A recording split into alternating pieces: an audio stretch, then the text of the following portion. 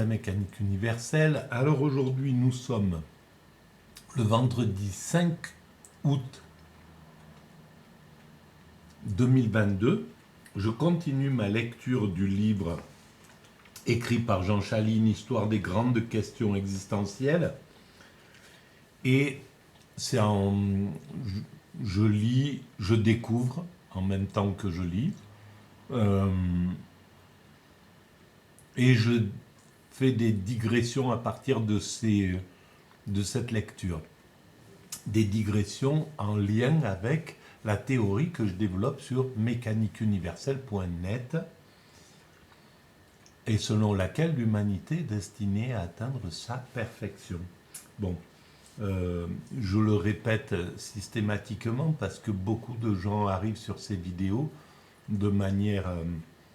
enfin, beaucoup de gens, voilà, c'est un bien grand mot, mais tombent par hasard sur ces vidéos et donc, voilà, je stipule l'origine et la logique de ces réflexions. Donc, je vais commencer à j'ai oublié le son. Voilà, il sera là. Donc le début, mais c'est pas très intéressant de toute manière. Alors, voilà. Donc, je vais commencer ma lecture. On est dans le dernier chapitre que Jean Chaline consacre à l'idée du divin. Et pour cela, il regarde dans les réflexions et dans la recherche et les découvertes sur le quantique, l'intrication quantique, la théorie des quanta, etc. L'intrication quantique fait que des choses peuvent être en relation. Deux électrons, par exemple, peuvent se retrouver en relation à des distances phénoménales. Voilà, c'est un peu ce que j'ai compris. Maintenant, je vous demande de bien vérifier tout ça, parce que c'est des questions un peu intuitives. Alors, je commence ma lecture. L'intrication quantique macroscopique démontrée. Pour aller dans le sens des suggestions des derniers auteurs, il faut savoir qu'un premier exemple d'intrication quantique au niveau macroscopique vient d'être démontré de façon scientifique en 2017 chez les bactéries. Alors voilà, donc il parle des bactéries. L'autre, l'intrication quantique au niveau de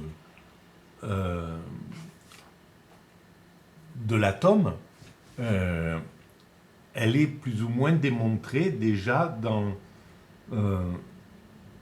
par la science, par Schrödinger, etc., par ces physiciens, par David Bohm, Basil Hillet, etc.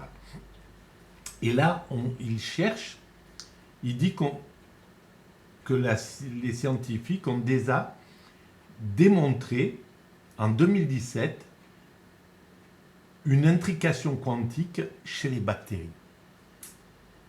Alors, sachant que sur la mécanique universelle, je parle des bactéries. Je pense que curieusement, dans les 5-6 premières années de la méca, entre 1999 et 2005-6, curieusement,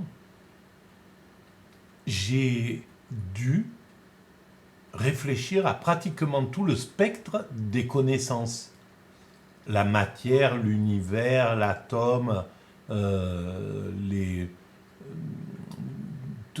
tout ce qui intéressait qui était en lien avec ce principe d'évolution dont je parle. L'humanité va vers sa perfection et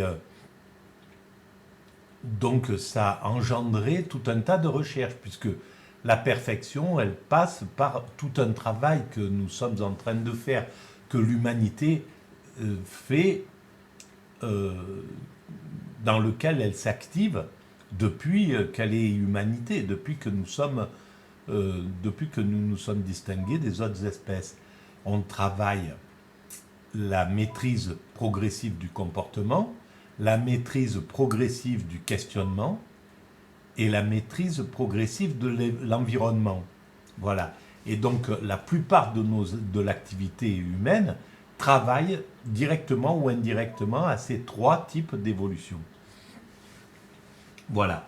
Et donc, j'avais dû réfléchir à la bactérie, qui est quelque chose dont nous venons dans l'évolution du vivant. Il y a eu au départ l'ultravirus. Nous sommes l'évolution de l'ultravirus, de la bactérie, etc., etc. Et la bactérie, curieusement, ça m'avait interrogé justement, elle a 5 façons de se comporter entre elles, les bactéries. Alors il y a le neutralisme, 2 bactéries s'ignorent, ne se touchent pas, n'ont aucune interaction. L'antagonisme, 2 bactéries où une bactérie envoie quelque chose de négatif à l'autre, donc c'est une sorte d'agression. Ensuite, il y a le commensalisme. Une bactérie peut être favorable à une autre bactérie, lui faire du bien naturellement, comme ça, spontanément. Ensuite, il y a la symbiose.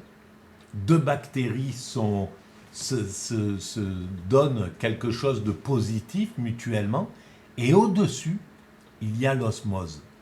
Et ça, c'est incroyable, c'est la fusion totale de 2 bactéries qui sont, voilà, c'est le nirvana en somme, hein, l'osmose. Et nous allons vers cet état, l'humanité. L'humanité se comporte exactement de la même manière. Antagonisme, neutralisme, commensalisme, symbiose, nous allons vers la symbiose selon moi, et osmose, la finalité de l'humanité, c'est l'osmose. Voilà.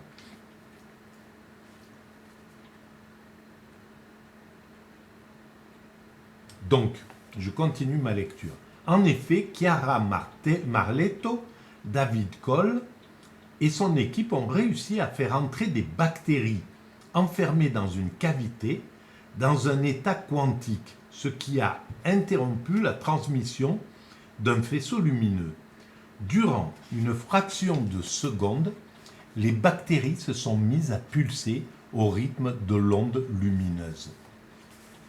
Donc ils peuvent se transformer en ondes ou en corpuscules, quoi. Ils peuvent fonctionner sous la forme de l'onde ou du corpuscule qu'ils sont.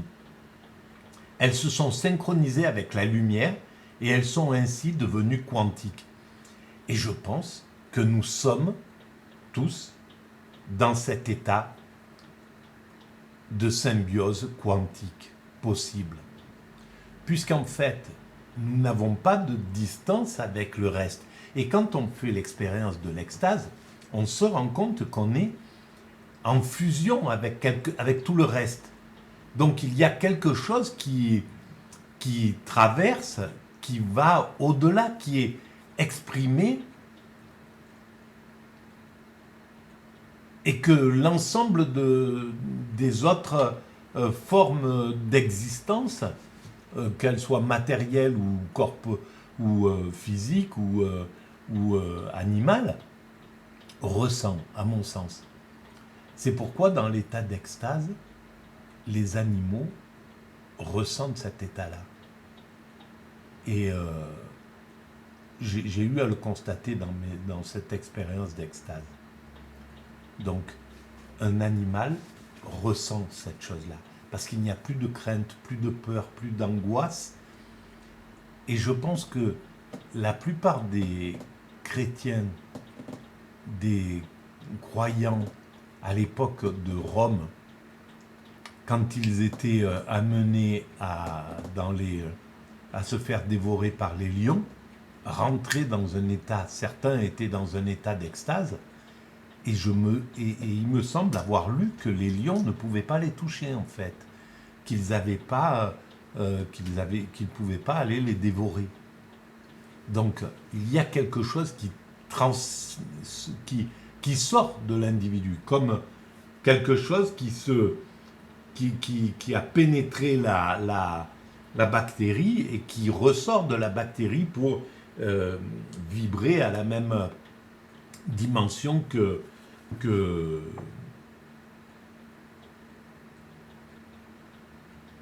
voilà, que l'onde lumineuse. Bon, je continue ma lecture. Pour tester l'hypothèse d'intrication dans le vivant, c'est-à-dire à l'échelle macroscopique, il serait intéressant de vérifier si des intrications quantiques ne se cachent pas au sein des systèmes couplés, indépendants et opposés, comme les électrons avec leur spin-up et down. Pensons au système matière-antimatière, aux molécules cis-trans et aux nucléotides ATC, G de l'ADN, qui sont tous liés et interdépendants. Les applications potentielles de l'intrication quantique. L'intrication quantique a de nombreuses applications potentielles, parmi lesquelles la téléportation quantique. Si les jumeaux déjà évoqués pouvaient transférer des informations par la pensée, donc sans téléphone, ce serait de la téléportation d'informations. Je pense qu'on est apte à ça, à un certain degré, qu'on ne connaît pas encore, que l'humanité n'a pas encore atteint. Mais je pense que nous allons vers cette découverte. En principe, jusqu'à 2020, l'intrication quantique n'avait pas pu être utilisée pour transmettre de façon instantanée quelques informations que ce soit, d'un point de l'espace-temps à un autre espace. Mais à cette époque, des chercheurs ont affirmé avoir réussi à envoyer instantanément, via des fibres optiques, des informations d'une puce photonique au silicium à une autre, avec pour conséquence qu'à l'issue de l'expérience, le premier système n'était plus dans le même état quantique qu'initialement. Eh bien, c'est vraiment incroyable. Et dans l'état d'extase,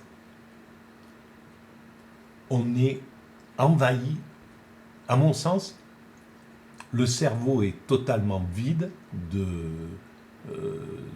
l'ego. L'ego a disparu dans le cerveau. Donc, à la place de ce cerveau vide, donc qui n'est plus que réceptacle des choses qui viennent de l'extérieur, on n'est plus que le cerveau, c'est juste une caisse de résonance, et à ce moment-là, on ressent un état d'amour absolu, de jubilation, de jouissance absolue. Et je pense que c'est ce qui vient des atomes, c'est quelque chose qui vient de je ne sais où, et qui anime notre cerveau, qui lui impulse cette sensation. La sensation que les extatiques connaissent, les gens qui atteignent l'éveil, qui atteignent l'extase, qui atteignent le nirvana, définissent tous à peu près les mêmes sensations. Et ces sensations, en fait, c'est la réception de quelque chose qui vient de loin. Donc il y a bien une relation, il y a bien quelque chose qui est en relation entre les choses, une intrication quantique entre l'être humain et ce qui engendre dans le cerveau et le corps cet état d'extase. La cryptographie quantique, qui consiste à cacher le plus efficacement possible des informations par des méthodes quantiques, est développée pour lutter avec efficacité contre les menaces de la sécurité. L'utilisation de ces méthodes de protection permettrait de garantir un secret absolu sur des communications cryptées. dans les domaines commerciaux et militaires. Ceci grâce au principe d'incertitude de Heisenberg en 1927. Et elle fonctionne effectivement. Une observation importante est à prendre en compte également dans cette réflexion. C'est celle de la structure à grande échelle de l'univers qui correspond à une répartition de la matière et de l'énergie selon un réseau fibreux. Cette structure est, mais à plus grande échelle, du même type que celle de notre cerveau, avec ses réseaux de neurones. C'est quand même incroyable. Cette structure correspond à la véritable géométrie de la nature, qui est la structure fractale, dénommée ainsi par Benoît Mandelbrot en 1967. Les fractales, voilà. Une structure universelle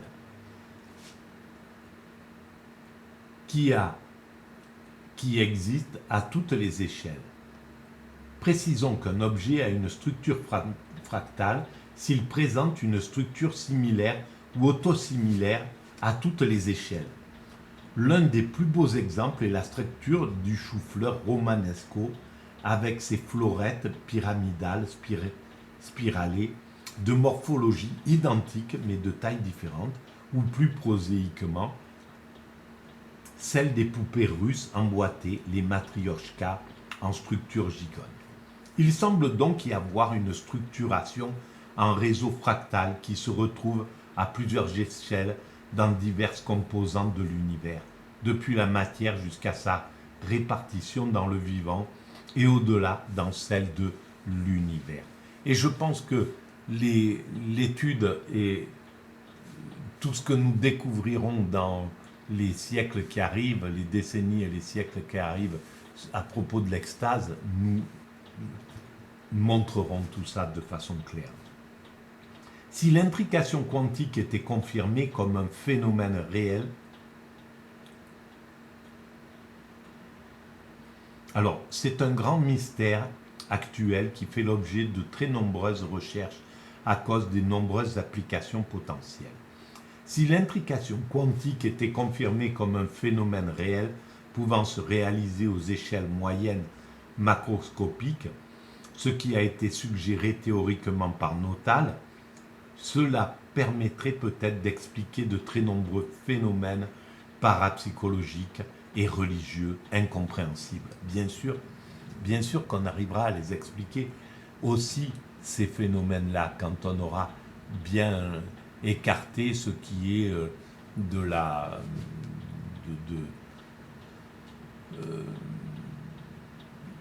fumisterie et ce qui est de la réalité, est considéré par la plupart des scientifiques comme relevant plutôt de l'hallucination ou de phénomènes paranormaux que la science. Le quantique des quantiques. Parmi toutes les hypothèses, il en est une qui a été rarement envisagée parce qu'elle n'est apparemment pas du domaine scientifique, comme nous l'avons décrit plus haut. C'est celle qui pourrait expliquer certains aspects du concept de Dieu. Pour estimer ce que pourrait apporter hypothétiquement la physique quantique dans ce domaine, faisons comme les physiciens une expérience par la pensée, en supposant que ce phénomène se manifeste effectivement à toutes les échelles, ce que suggèrent d'ailleurs de plus en plus de chercheurs afin de voir ce que ces phénomènes physiques étonnants pourraient impliquer et apporter à ce problème métaphysique majeur. Les caractéristiques de Dieu d'après les Écritures. Faisons un bilan rapide des qualificatifs qui sont rapportés à Dieu pour en faire l'inventaire. J'ai écrit exactement ça sur la mécanique universelle. Voilà, je dois le dire. J'ai écrit cette chose-là. J'ai tenté de faire un bilan des qualificatifs qui sont relatifs, que les religions, tout l'ensemble des religions, ont donné pour décrire Dieu. D'après les Écritures des religions monothéistes, Dieu sait tout de chacun d'entre nous, du nombre de nos cheveux à toutes nos actions et à toutes nos pensées, durant toute notre existence. La raison en est qu'il aurait, au terme de notre finitude, un jugement dernier qui doit décider de notre devenir dans l'éternité. Dieu devrait donc évaluer la valeur des actions de chacun d'entre nous, c'est-à-dire d'avoir en mémoire toutes les actions de toutes les vies humaines. Cela implique donc que Dieu connaisse toutes les vies des 7 milliards 900 millions d'hommes actuels, mais également celles des 80 milliards d'hommes modernes qui auraient déjà vécu depuis 300 000 ans sur Terre. Mais il faudrait peut-être y joindre les hommes préhistoriques précédents, Homo erectus, Homo heidelbergensis, néandertalien, denisovien et autres. Depuis le premier homme, apparu il y a 2 millions d'années, s'ils sont concernés, n'ayant d'après les données actuelles jamais été instruits religieusement, donc non jugeables. Oui, c'est vrai qu'ils ne seraient pas jugeables s'ils étaient dans ce cas-là. Mais bon, mais pour être plus complet, il faudrait également ajouter à ces données les multiples prières individuelles adressées journellement et à chaque instant directement à Dieu par les croyants des diverses religions selon les 7000 langues parlées localement sur Terre. Elles ne peuvent avoir de signification que si Dieu est capable de les capter, de les comprendre, de les mémoriser et d'y répondre. Il en va de même des offices faits à son honneur, en son honneur. Comme il n'y a pas de son en dehors de l'atmosphère terrestre, Dieu ne peut pas entendre physiquement ces demandes et supplications des milliards d'humains s'adressant à lui chaque jour. Seules des intrications quantiques peuvent lui permettre de les percevoir. Et là encore, voilà, on se retrouve avec la pensée d'un Dieu qui aurait des oreilles et qui pourrait entendre, etc., etc. Mais il est probable que Dieu, c'est quelque chose de tout à fait différent, mais vraiment qu'on ne peut même pas imaginer encore. En outre, Dieu, en tant que créateur, doit connaître évidemment tout ce qui concerne l'univers, avec notamment toutes les formes de vie pensantes qui ont pu être engendrées sur les milliards d'exoplanètes, dans les milliards de galaxies existantes. Sans compter qu'il faudrait envisager également l'existence d'autres univers si les multivers existaient.